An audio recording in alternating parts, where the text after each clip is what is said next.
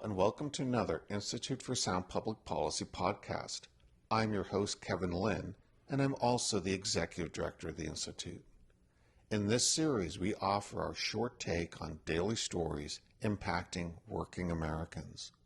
And today's story is about non-compete agreements. On April 23rd, the Federal Trade Commission, or FTC, issued a final rule banning future non-compete agreements, and this is a big win for American workers. A non-compete clause commonly found in employment contracts prohibits workers from creating or joining another company in the same industry.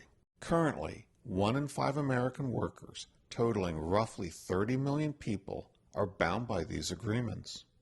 However, their next employment contract will no longer bar them from working in the same profession, in the same geographic area, and with other competitors. Companies have been exploiting these agreements to restrict worker mobility, depress wages, and bolster their hold over their employees. While the employers benefit from locking in their workers and preventing a truly competitive labor market, it has had a disproportionately negative impact on highly skilled workers such as physicians, scientists, and engineers who are often forced to relocate and or leave their field entirely. A study from MIT that surveyed 1,000 engineers as well as included 50 interviews found that 43% of engineers signed a non-compete agreement in the past 10 years.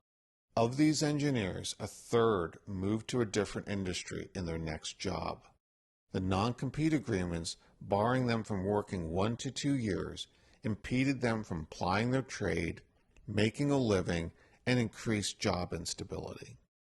Speech recognition engineers, for instance, were 3 times more likely to leave their industry when bound by a non-compete agreement compared to when they were not. One industry veteran from the study summed the issue up as follows: "I have been in this industry for 20 years. I have a PhD in the field. I walked in the door with an enormous amount of experience, and while I worked there for a year and a half, they added maybe, 2% to that? And now they want to prevent me from working in speech and using any of what I know." Going forward, engineers can now fully leverage the skills they attained over their careers to create new startup firms or innovate and solve pressing problems.